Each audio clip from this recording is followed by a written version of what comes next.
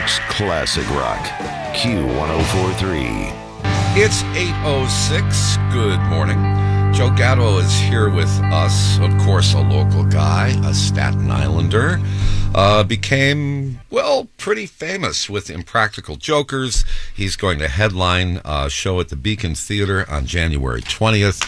We welcome you. Happy New Year. Thank you. Happy New Year. Thanks for having me. Happy New Year. Yes, thank you. Did you know that women who maintain a vegan diet have their libido increased by 400%? Absolutely. switch. My wife is nonstop with it. No, I could believe it, though, because I would love to know how they do that study. Do they talk to women before and then say, okay, get off the diet for a little bit? They were actually studying twins. So So one twin was getting it and one wasn't? They were studying Exactly. twins. Okay. Twins. You left out that part of the I story left of the out news. your favorite part of the You story. left out the twins? Oh, Jim is obsessed with twins. Was twins? Yes. I find twins so weird. It was Stanford. There's two of them? That's so bizarre. It was Stanford University, right? Right. Oh, so they know what Jim they're doing? fell in love with twins when in Stanford first grade. University. Was it Stanford In University? First grade, I don't Joe. know. Yeah, first grade? Yeah. Was it No, it was kindergarten. Oh, I got it wrong. Sharon and Sheila Williams were in kindergarten. Oh, wow. I couldn't tell them apart, so I loved them both. Now, isn't that logical? Makes sense. Now wait, beautifully, there's right? an update though. But was it Stanford? There's three of them. Yes, it was an update. Back to the twins. Okay, what about the twins? Didn't you meet up with them later? Oh, yeah, but that's the sad part of the story. Oh, but that's the part everybody wants to know, Jim. That's where he was scarred, Joe. Oh, okay. They start Okay, the go. violin music. Yes. Why are we bringing up his trauma? That's like Because that's what That's what we do. because that's what Shelley loves to do. Got it. It's 90% of our show. Okay, You know- I'll try to do this really quick. Well, we have a surprise for you. They're here. Bring them in. Come on in, ladies. I'll try to do this really quick. Okay. When I was in kindergarten, Yep. I loved Sharon and Sheila. Okay. And I hung out with them and hung out in their backyard, and I helped a newspaper boy with his route, and he would give me some money, and I would go to the store and buy, lollipops and Right. stuff and go and give them to them. Gifting, And very nice. I would pick flowers, and I would go give them to them. Sweet. And then after kindergarten, we moved away. Oh. Okay? Ooh, twist in the But story. then, going into the 11th grade, I was transferred to a different high school because they changed school district boundaries. And I walked into the high school and I saw them. It's like a Hallmark movie. They were in the hallway The in twins. their cheerleader uniforms. What? Are you kidding me? Well, it's a different type of movie now. I had been thinking about them since I left kindergarten. Oh, my God. And I was going off to this school where I wasn't going to know anybody. right. And I was like, it's Sharon and Sheila. And I went running up to them, and neither of them had any memory that I ever existed. Oh, my goodness. Oh, in my mind, I like to think that it wasn't even them. And they just thought you were Just a different set of different twins. person twins. Wait a second. You're my guest. I'm supposed to be interviewing you. We're not supposed to be talking about my childhood trauma. This is way more interesting than me. Trust me. 400%. Anyway. It's like the story of the week. You want to go back out and come back? Joe. Now, you have been in your career part of a very successful comedic troupe, and now you stand alone You make it very dramatic. with the spotlight. Boom. No, when you're on stage at the Beacon, Yeah. there's going to be a spot that's going to follow you around. If you're walking around the stage, that spotlight's going to be on you. And all those people in the theater, their attention is going to be focused on you. What are you trying to do to him? Trauma. It's my turn. He's like, and the twins will be in the front row. But at least you're not Joe Coy. In their cheerleader uniform. Right. So I mean, this is a new and I'm sure challenging and fun turn of events in your career. Yeah, for sure. I mean, I'd always been on stage performing live. I've been performing live for decades at this point, but I'd always been with a group of people. So the hardest transition for me to get into stand-up was to be the only one up there. So that was the interesting part for me. But once I got the hang of that, I'm really excited and to play the Beacon's been going to be unbelievable Well, for me. that's such a historic I theater. know. Yeah, it's the one I haven't gotten to because with the boys I got to play MSG and I played the Radio City, but I hadn't played the Beacon, and that was one. Being a New Yorker, it was like that's a great one to play. And in this particular case, when you pull up on Broadway, your name is going to be on the marquee. I know. Look at that. I hope they spell it right. Yeah, well, you got to get pictures. You got to get pictures. Of course. Yeah, I'm excited for the night. My family will be there. I'll have some friends coming through. It's going to be a really great, special night for sure. And you still will rely upon your improvisational skills? For sure, yeah. Whenever I do the show, I like to talk about the neighborhood. I spend the first little bit about, like, I've been going to a lot of these small towns and seeing a lot of the town, and it's been really fun to, like, get into like the main street and walk around and feel what the town's about. So I get to talk about that, but I'm excited to give a little bit of perspective on New York, being a New Yorker and knowing what this town's like. So it's going to be great.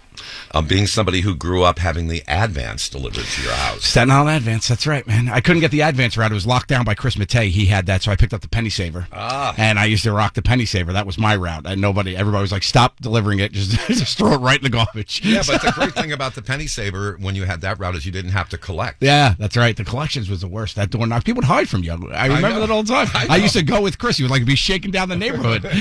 Oh, it would be awful. He had that big yellow bag. Oh, it's the worst. Yeah, so you actually had the better deal. I did. All you had to do was just drop the Penny Saver off. That's it. Just throw it and go. Yeah. They used to spot check you too. They used to send a guy because the kid who had the route before me in Mariners Harbor, I was in Staten Island. He used to just dump them in the woods. Oh. So they were like nobody was getting the Penny Saver, and then they were like, we have to check you. So I remember there was this one time this guy came to my house and made me sign a piece of paper that I was delivering like a promise. And I was like a 12-year-old. Can I enter this contract legally? I don't even know. But it was Staten Island was great. And when you have your family and your friends and everybody there on, are they going to be? Well, you won't be able to see them, right? Because when you're on stage, the blinding spotlight. Yeah, the light hits you and you can't really see. Yeah. Yeah, my kids watch from the side. I have an 8-year-old daughter and 6-year-old son. I actually just took them on the road with me during the holidays when they were off, and I had some shows up in Connecticut, and they watch from the side, and they're super excited. So it's cute. Sometimes I look off and I see them clapping for Dad. It's really fun. Yeah, that's very sweet. Do they try to out-joke you? Oh, yeah. My son's very funny. My daughter's funny, too. My daughter's a little bit more crazy like me. My son loves telling jokes. He came home from school like last month and he was like, Dad, I have a joke for you to tell the people. That's what he says. So he goes, you have to tell the people. I go, okay. He goes, sit down. So I knew it was serious. He pulled me to the table and he goes, what do you call a chicken that stares at lettuce? And I said, what? He goes, chicken Caesar salad. and I bust out laughing. He knocked the table. He goes, there you go. And he walked away. So I told that joke when he was on the side and everybody laughed and he just went nuts. It was so funny. So. And we just laughed. Yeah, he's good. He's got it. It's all about delivery. He does. He gets a percentage. Goes right to the college fund. So it's the Beacon Theater, 8 p.m. on January 20th. But that's not all that you have going on. No. You've got a lot of stuff happening. Yeah. And before we get into... After the break, we'll get into the rather innovative and interesting podcast. But tell us about what you do with dogs. Oh, yes. I have Gatto Pups and Friends. It's a nonprofit we run out on Long Island about senior and unwanted dogs that we've been doing. For a long time, my wife and I just collected old dogs and had them in the home. And then we said we could do a little bit more of an impact if we try to find these dogs some homes. So we've just been doing that, and we just had our 60th adoption just went out. We had our 60th adoption that went out with Cinnamon Roll, this 13-year-old pit bull, which was super sweet. So, it's been great. It's been really rewarding to be part of that community and finding some home for these pups that have some life left and some love to give. So, well, how can people get involved? GattoPupsandFriends.com is the web, or on Instagram. It's at Gatto Pups and Friends, and it's basically, you can see our dogs. You could donate. You could come visit us in Glen Head at our adoption center. Or you could just spread the word. That's the biggest thing. People see pictures of the puppies. Can you foster first? Yes, you can foster as well. We do fosters. Yes, we do hospice. We do hospice. For some of these old dogs. And then we also do straight adoptions. Okay, so the website again? GattoPupsandFriends.com. All right, we'll be back in just a moment. It's 8:15 here at the Q. Joe Gatto is with us this morning. He headlines the Beacon Theater on January 20th at 8 p.m. Tickets available at Ticketmaster.com. He also hosts, along with his friend Steve Byrne, a podcast called Two Cool Moms that you can hear on the iHeartRadio app or wherever you get your podcasts.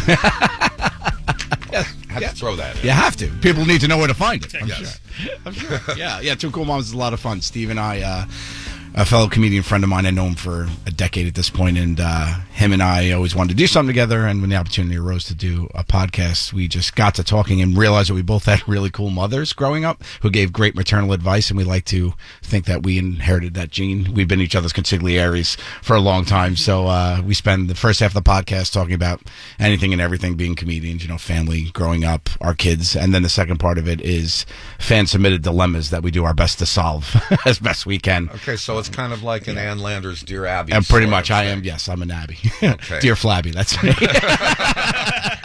Well, so people actually send you yeah.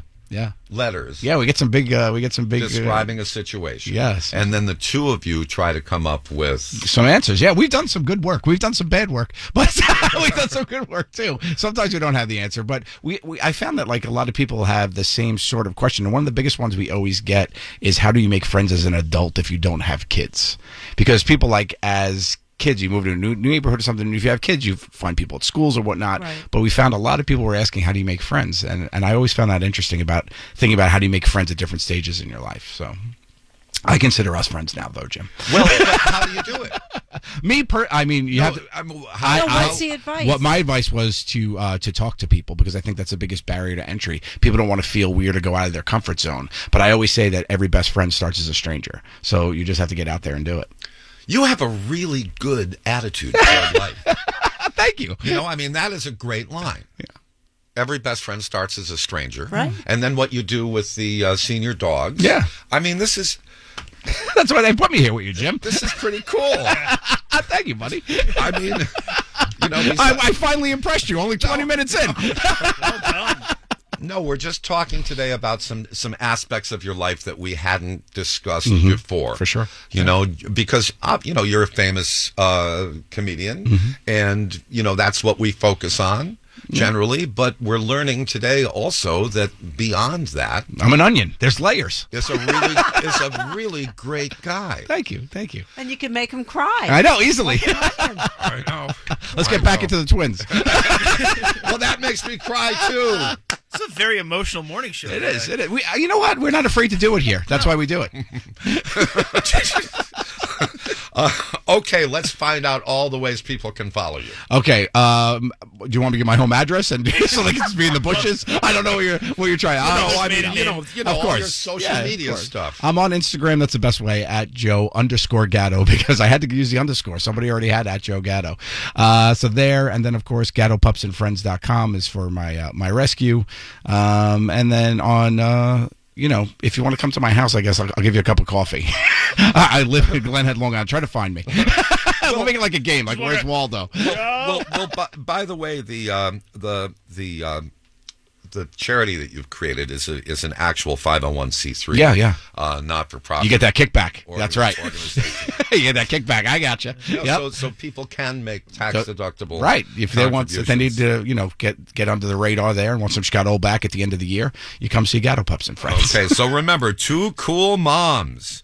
Season 2 debuts in March on the iHeartRadio app, on the free iHeartRadio app. That's free never sounded so good, and wherever you get your podcasts. And you can get tickets at Ticketmaster.com for Joe's show, January 20th at the Beacon Theater. That's right. 8 p.m. Where the spotlight will be on me. And your name and lights. That's right. On Broadway. Amazing. On I'm Broadway. super excited. Yes, I can't wait. Okay, thanks for coming by. I appreciate you. Always a pleasure. Thank you. New York's classic rock, Q1043.